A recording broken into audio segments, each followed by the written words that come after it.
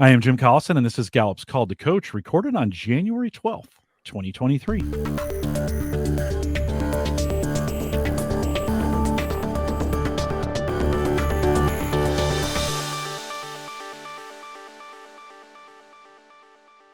Call to Coach is a resource for those who want to help others discover and use their strengths. We have Gallup experts and independent strengths coaches share tactics, insights, and strategies to help coaches maximize the talent of individuals, teams, and organizations around the world. If you're listening live and you don't see the chat room, there's a link right above me to that. We're going to mention it and take your questions in chat today. So click on that and sign into the chat room. If you have questions after the fact, you can always send us an email, coaching@gallup.com.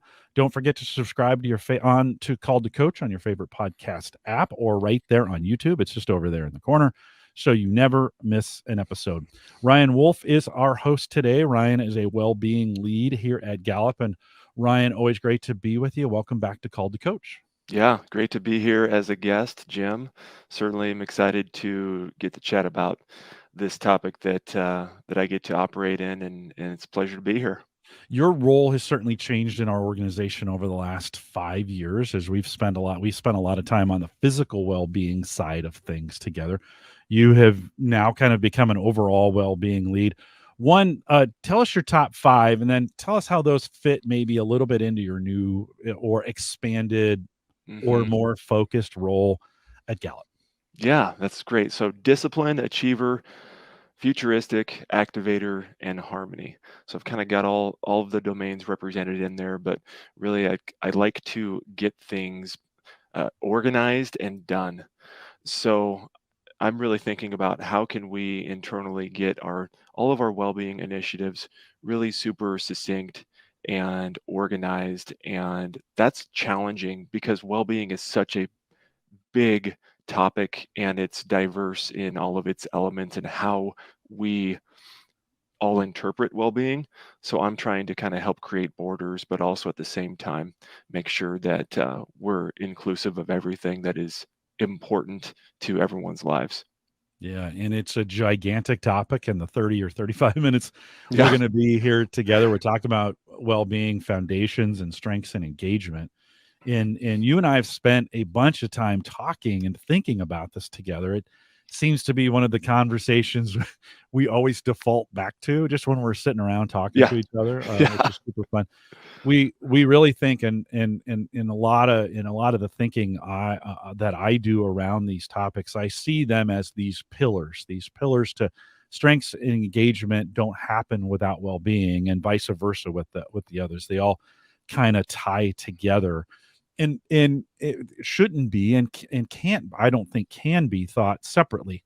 I think a holistic approach, right, to all three of these, and they need to be taken into account. I think you and I, in a couple seasons ago, were talking about this, how, physical well-being used to be, and I forget, chicken and lettuce or something. The like, Chicken and broccoli, maybe. chicken and Going to broccoli. the gym and eating broccoli. Yeah, something. It's so much more complicated than that. So Yeah. when let's tie well-being into strengths, and we'll talk a little bit about from an engagement standpoint. So why and how do strengths fit into the well-being ideas we've been thinking about? Okay. Good. So this is a beautiful topic because and this is sort of a punchline or a title of a chapter, but strengths make well-being work. So that comes from our well-being book. Jim Harder, Jim Clifton published that a couple of years ago. And really that's kind of this promise that, you know, strengths help us come from a positive perspective. When you think about kind of the messiness that human beings have around them, there's certainly not always everything is positive about our well-being, but strengths are positive. So if we can start with things that, you know, from a positive lens, a positive perspective, then that can make well-being an easier topic or a more open topic to have. A lot of people are closed off about talking about things like their physical health, their financial well-being, their relationships, which is their social well-being. So those are touchy subjects, and when we can start with the best of who we are in mind, then it's less heavy, and then people are more likely to be able to have a conversation that is productive about it. And strengths really help kind of establish that trust between two people. And um, when we can start there, and when we can establish that trust, then well-being just kind of is more of a topic that is on, it's not off limits, we'll say. Yeah, and I think sometimes we think of well-being as an individual sport. Like, no, this Yeah. is about me and about what I'm doing, and yet the partnerships we create. We're going to talk about engagement here in a few minutes, but so sometimes some of those partnerships we create and the things we do for work or whatever volunteer type things, our well-being components can fit into those pieces as well. Can you talk a little bit about how partnerships can enhance our well-being? Yeah, definitely. So the conversations can certainly happen with managers. Maybe they're not likely to naturally occur initially with managers, but probably more likely best friends at work, people who you trust, people who you can share with. And we truly do need others for support in our well-being. There's one element specifically that calls that out and and significant signifies that, and that's social well-being. Social well-being is so is really about having love and support and relationships in your life that you can really count on. People who um, people who love you for who you are and can support you when you need it. And yeah, you're right. When you look at your strengths and when you're identifying kind of what you do best, it's those people tend to know. Your best friends at work, your best friends at home, tend to know what you're naturally inclined, what you're best at, what you're naturally inclined to do, and then we can kind of point those strengths towards the kind of the common elements of well-being that we know are so significant globally to everyone. Those partnerships, I oftentimes don't live in isolation across the 5 elements, as well. In other words, Yeah. you and I have been friends for a long time. Yeah, it would make sense from a physical well-being perspective. You were a big part of the story with me, but that that has bled across the lines into from physical to community. We've spent time. You and I spent time, and then actually reaching out to others. Like we would partner together to energize a group to race up Yeah. some stairs or to go Hmm. run a marathon or whatever kind of Yeah. crazy things that does. From Ryan, from yeah, even though I said it's not an individual sport, I do want to think from an individual's perspective, though, as we think about the individual themes we come with. As an example, for me, I used to budget. I used to build this big annual budget. We think about financial well-being, this big annual budget that would just make me super grumpy. Like because I would, I was swimming against the stream, right? I Yeah. was trying to do something, this discipline, this thought and discipline. I get angry at Sarah all the time because she would break the budget and whatever. I do it Mhm. too, just to be honest, right? Sure. And I move. I have a Ranger high. I have Maximizer high. I have Activator high. I moved to a rolling budget where I really just spend time. I kind of go a month, maybe 2 or 3 at a time, where I'm constantly adapting and adjusting. I have high adaptability. That methodology played to my strengths of just making a simple change from a dynamic budget from an annual budget to a dynamic budget. Are there other situations like that as you think about these well-being elements of actually capitalizing, getting beyond well, this is the way I always set goals, to using your individual themes to do that? Yeah. Great. So yeah, there's 5 themes that we found that are globally common uh, among all citizens of the world that are actionable. That's really how we define our framework of well-being. And then then of course we know that there's 34 themes that we can apply to these 5 elements. So when you do the math, it's pretty outrageous how we can each kind of interpret well-being and what we can do to take action in those elements. My mind, Jim, is going right to the appendices in the Well-Being at Work book, which you highlighted with Jacqueline. So when we think about what your themes are and how you can point them and utilize them towards and for the each element of well-being, there's some really good prescriptive kind of questions that you can ask and tasks that you can activate on. that Jacqueline wrote, along with the authors in the Wellbeing book, that are super helpful.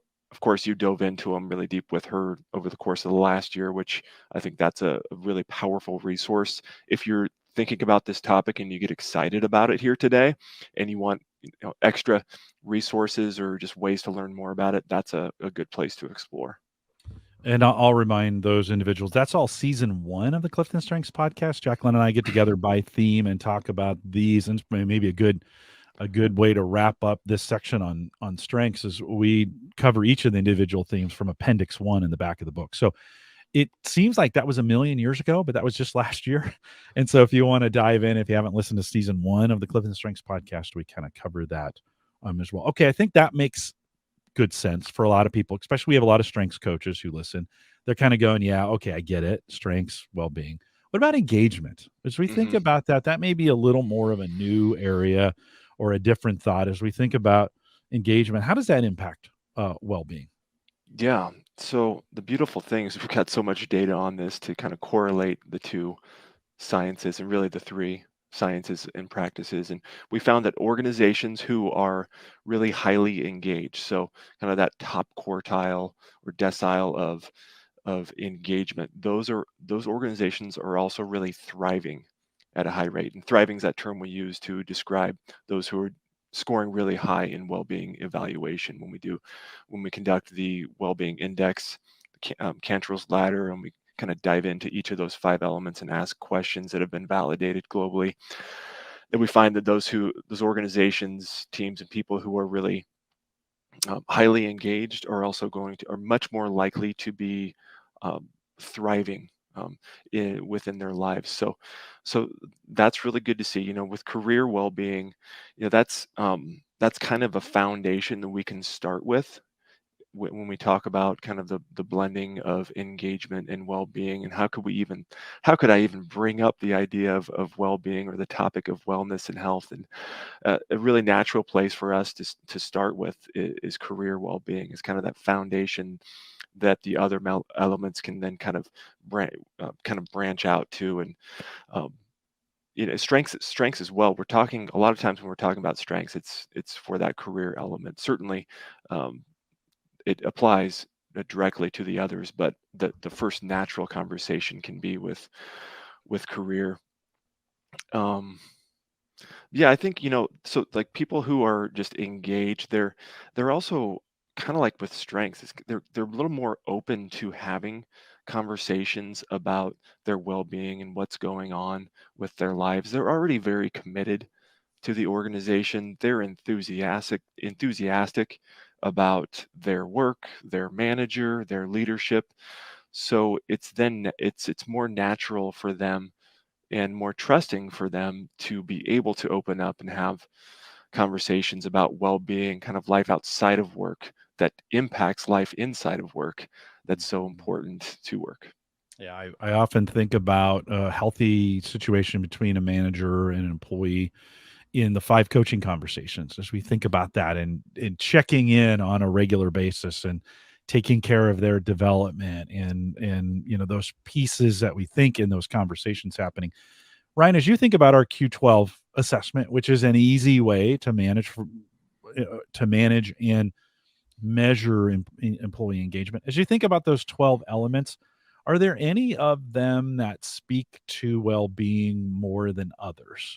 If as you think through that, are there some indices, if I'm using that word correctly, Yeah, I like inside it. of there that we could pull out and say, yeah, these kind of could create a little bit of a well-being index for us? Yeah. Okay, that's a great way to be thinking about how to kind of evaluate well-being, or how do we crosswalk the two Yeah. sciences and practices. So one of them that comes to mind is, at work there's someone who cares about me as a person. So that to me is kind of, as a person, means not just as an employee or a productive member of this team, but totally as me as an entire human being. There are in there is an index that are kind of there's five elements of engagement that have a more impact, I guess we'll say more correlative score in terms of well-being. So that's the expectations, which is Q number one, and then next is Q3, which is a strengths question. So that makes a lot of sense. And then it's 6, 7, 8. So development, opinions, and mission and purpose. So that's just literature and research from our research team, Harder and Crew, that have just really done all the analysis and finding ways where engagement and well-being are really correlative, and then just being aware of that, and then you know being um, kind of intentional about that can be helpful. Certainly, when we're thinking about engagement, always good to know that there's foundations of it, right? So Q1, knowing what's expected of me at work.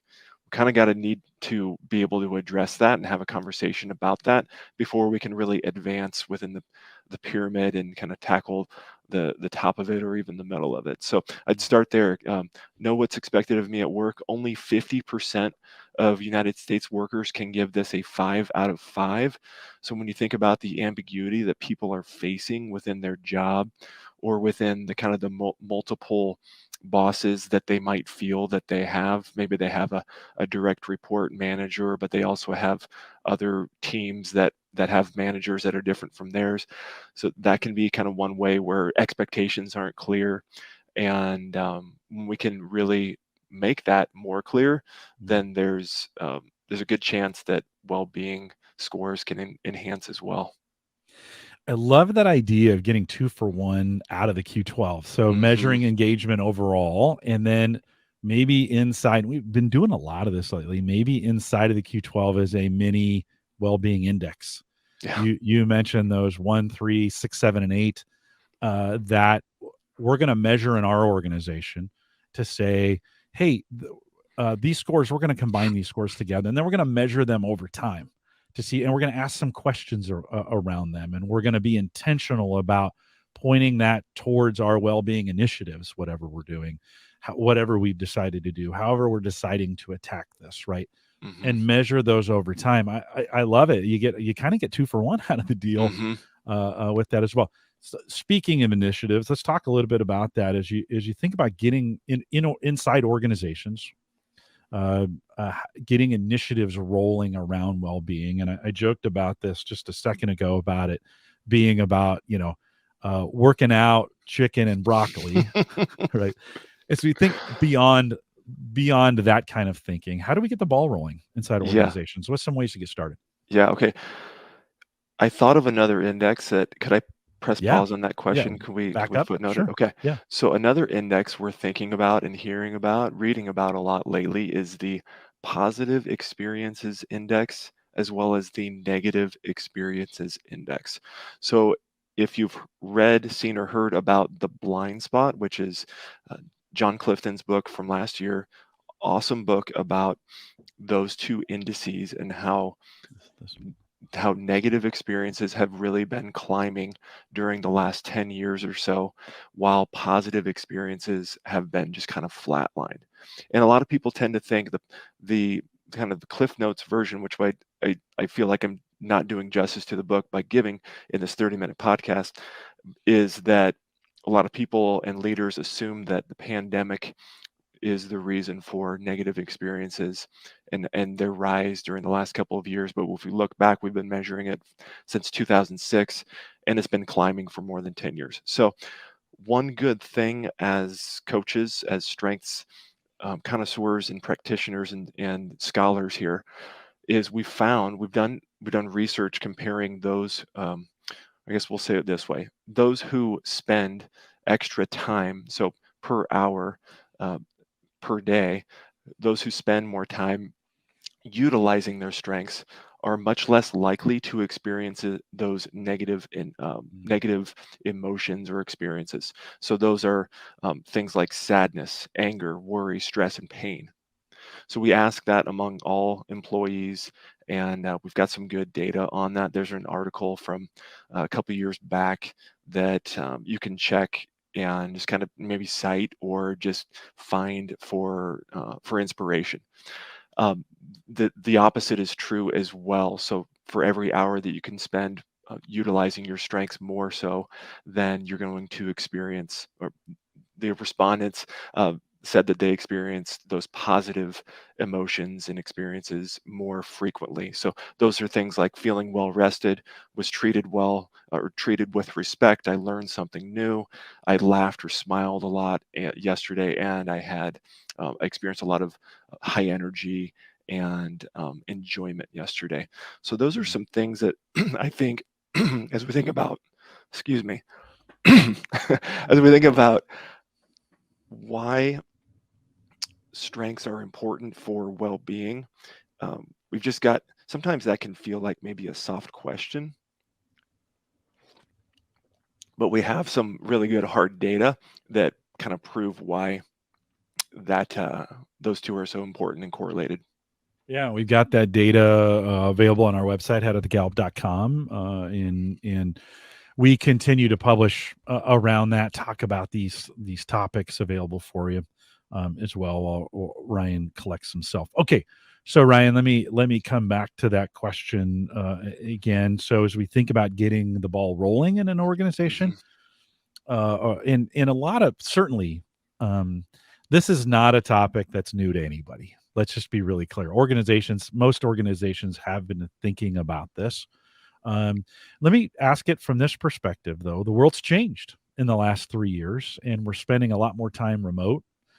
Some organizations have changed personnel drastically. A third to a half might be new, might be a new organization. They've never met each other. They're not physically going into an office every 5 days a week anymore, right? Talk a little bit in the light of that context. Talk a little bit about that of restarting maybe, Mm-hmm. or getting something rolling in an organization. Okay. Yeah. So a lot of times what we'll see is organizations want to provide something that is beneficial, that is kind of maybe a wellness type of tool or tracker or platform, and certainly that is great. But sometimes we just, what we found is we need to have some pillars. We need to have some structure to a well-being program or initiative or whatever word you want to tie to it. And it really starts with kind of organizational alignment. And really, and that what that really means is kind of understanding the connection between well-being and business outcomes. So that's the organization's commitment, and understanding that, hey, we know that well-being is important for our people.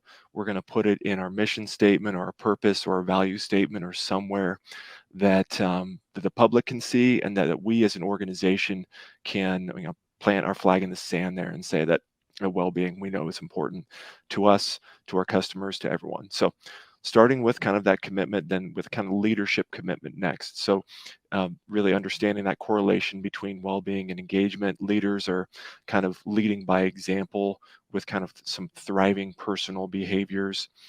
And then there's the next big one is kind of manager. It's the manager conversations that can be ongoing.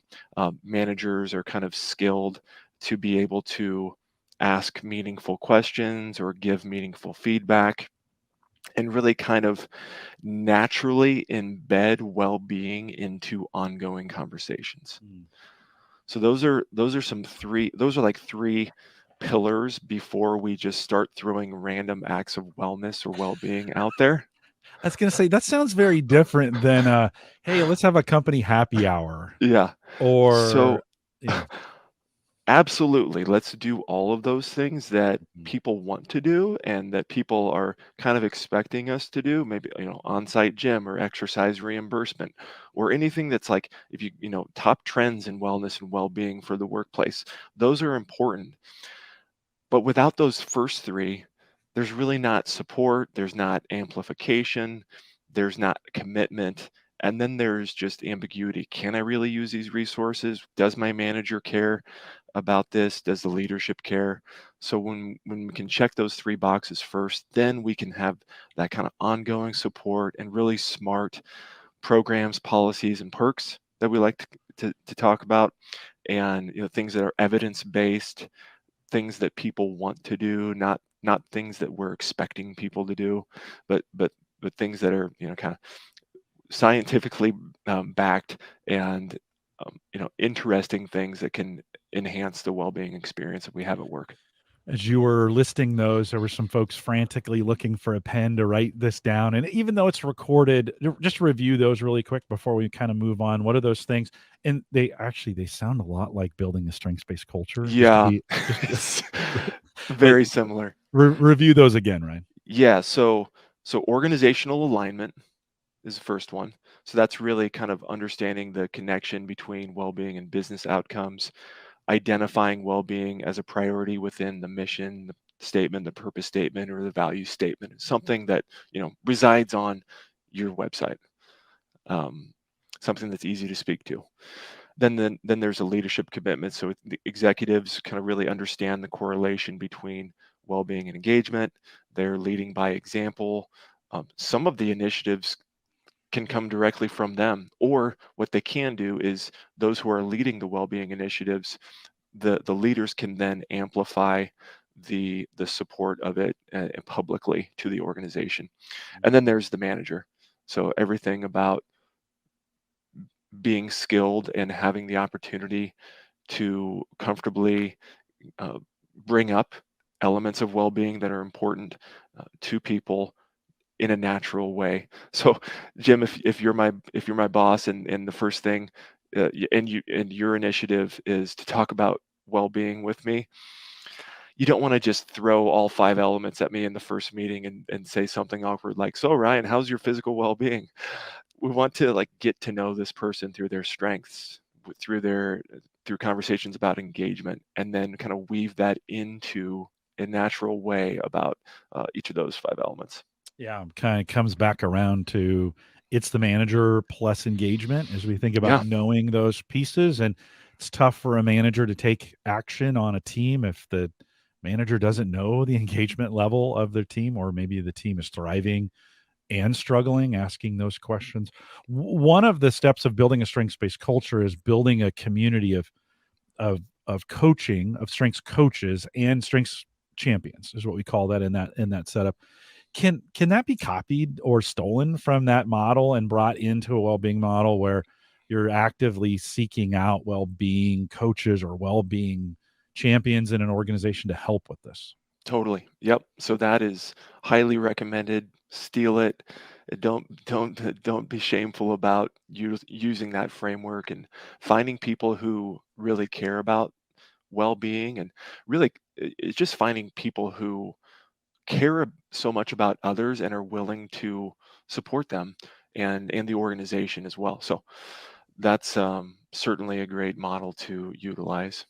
Yeah, yeah, I think there's some similarities. We started these concepts of saying, really strengths, engagement, and well-being are really three pillars that really go that fit together. And I love as we've talked about this, they all kind of have connectors to each other as we think about how they fit in together. Okay, so with that, let's final question for me. We'll take a couple questions from chat then here as we wrap this up. So, with a foundation set, right, leaders and managers supporting well-being, maybe some buy-in, right, some of that work being done. What are some tactical things that could Hmm. be done then to support this idea of well-being in an organization? Okay. Yeah. So tactical meaning like things like well-being or wellness programs, or that you kind of offer to really anyone who wants to participate. And a lot of these things are just voluntary.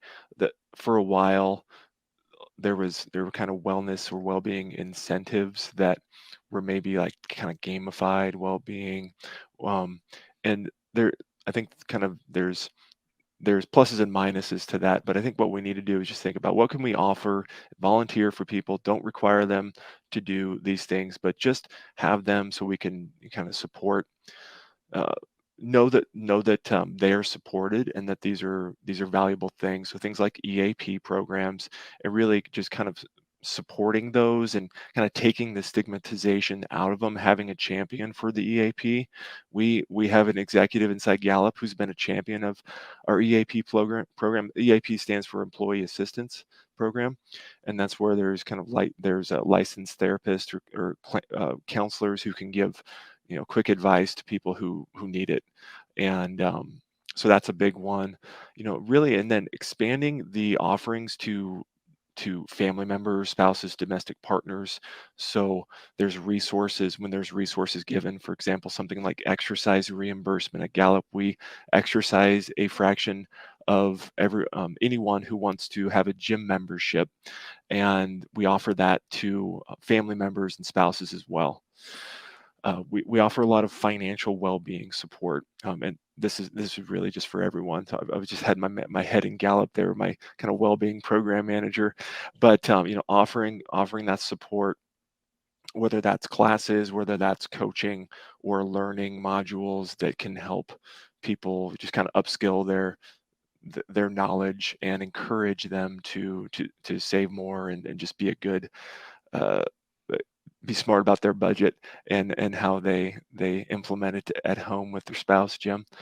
Um, there's things. Another thing is like recognizing people who for the good, maybe well-being achievements that they have accomplished. So we have a community well-being award that we give here at Gallup every quarter, and nominees are sent in by employees. So coworkers or friends here at Gallup, we nominate those who are doing good work inside the community, and then we award them with a really cool little trophy and some words of recognition at our monthly town hall. So I think that's another way to just think about, okay, thinking outside that kind of the traditional wellness box. How can we kind of take well-being to a more advanced stage within our organization and expand it to people in ways that is important for them. Yeah, it's and for me, I've been a Gallup for 15 years, so it's sometimes hard for me to see the lens of this outside of the example that has been set there. I think, Ryan, a lot of organizations come at this beginning of the year.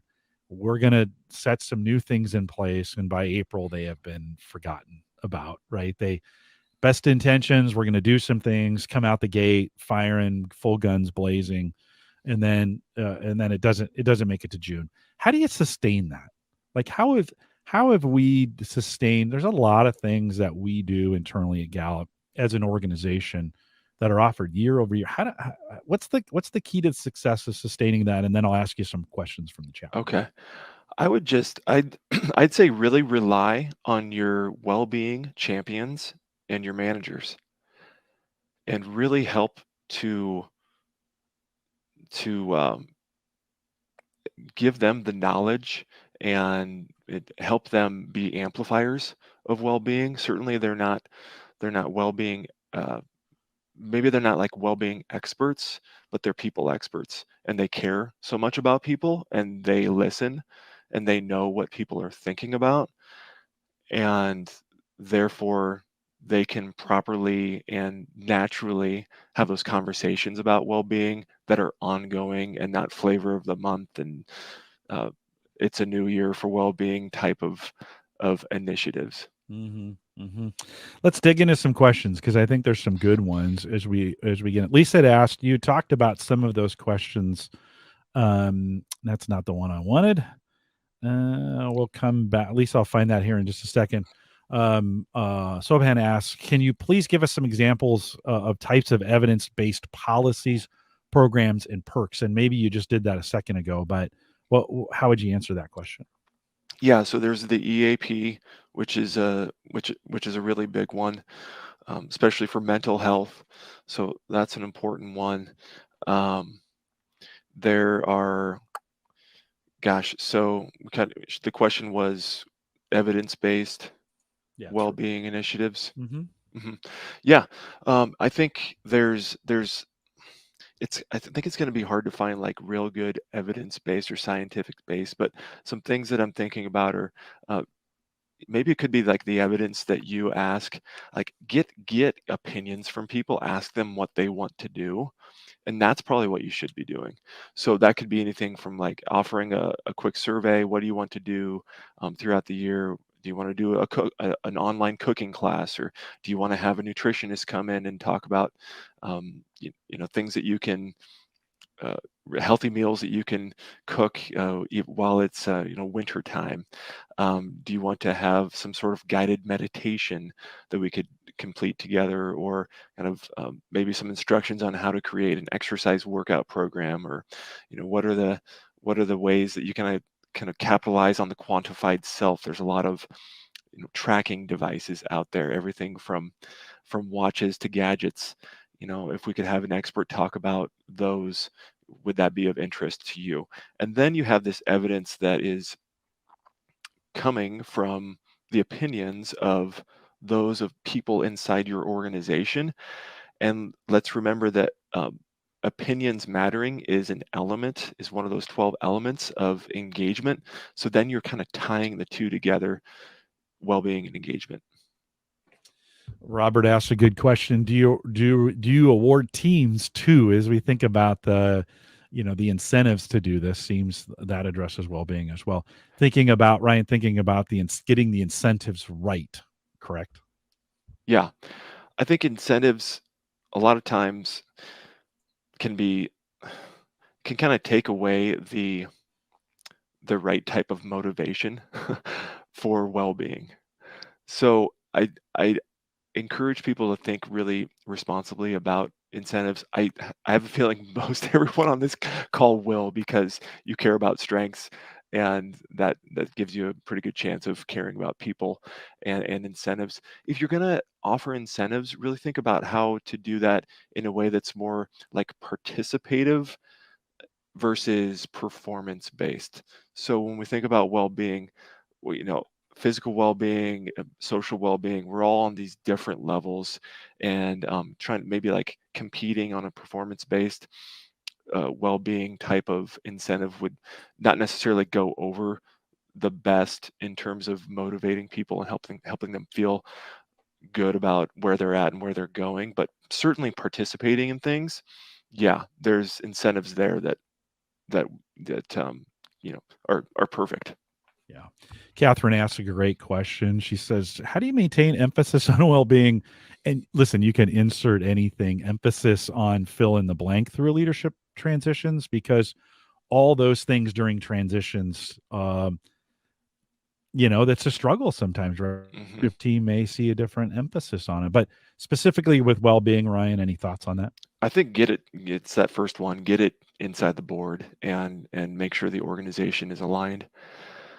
And it starts with that just it starts there at the very top, and making sure that something about well-being and the for the people inside this organization is written in the mission, in the purpose, in the value statement, somewhere in there. And then that way, when leaders do come and go, those documents remain, and and we continue to kind of utilize that as the foundation. But also, the champions are really good too, just having that constant um, conversation about it with managers as well. Then there's a culture around it that is really hard to change, even if there's leaders that are. Hmm. Well, and that culture creates like a talent magnet that it begins to draw people who favor that to begin with. They hear Hmm. about it.